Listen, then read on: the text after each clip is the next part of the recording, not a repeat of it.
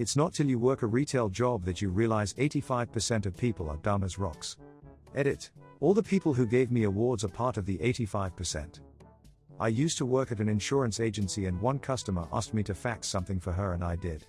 When I gave the paperwork back, she was confused because she thought the fax machine would be physically transporting the paperwork to its destination. Another customer came in for a quote. Let's say it was $200 a month. He said he'd have to think about it, and I told him that was fine, but that if he took longer than 30 days I'd have to run it again because rates vary. He came back in and it had been more than 30 days, so I had to redo the quote. Let's say this time it was $180 a month. He was furious. What? That's not what you said before. Well, like I said before, the quote was only good for 30 days. What's more, this one is $180 and the last one was $200, so this one is less. No, it isn't. It was at this point that I knew I had lost the argument. If someone is unwilling to concede that one number is greater than another, there is nothing more I can do.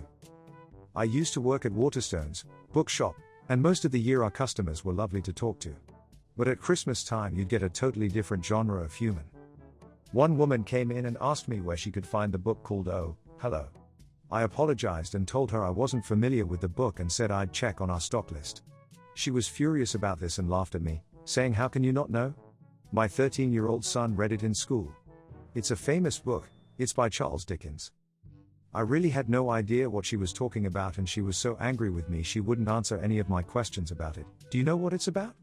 Do you know any of the characters? Just so I could figure it out for her. She just kept repeating that it's called Oh Hello and that everyone knows it. I don't know how we ever figured it out, but eventually she happily bought Othello by Shakespeare. Working in IT gets you this as well. Yesterday, I didn't have the energy to explain that turning off a monitor was not the same as restarting your computer. One of my favorite dickhead customers pulled me aside, in front of the meat fridges at the supermarket.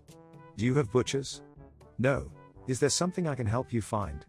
Insert 10-minute long rant about how big business has killed butchers and how dare we kill a whole profession and there's not enough range anymore and why is there no sausage mince, I've been looking for it for 20 minutes.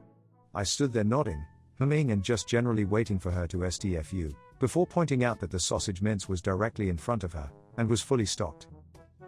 Worked in a tool store. Guy asked me for an electric generator. Showed him our gas-powered ones. He said no, the kind of generator you plug into the wall and run, not like a battery where you plug it in, store the energy and use it later, just plug it in and use it plugged in. Guy wanted a heavy, loud extension cord. Told him Walmart had it and to go there.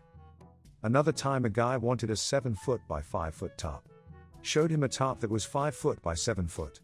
He asked if we had any 7-foot by 5-foot tarps though. I tried to explain how to rotate the tarp but he wasn't getting it. So I said nope, we don't carry a 7-foot by 5-foot, sorry, and just walked away. A couple of years back we used to sell toilet paper that had a white tiger on it, so one day me and my colleague were working around that area and one lady seriously asked if we have toilet paper for human use. My colleague asked her what she meant and she said all of these ones have cats on them, do you have anything for humans? I barely contained my laughter, we still speak about it to this day. Like this video and subscribe to Web Convos for more Reddit stories.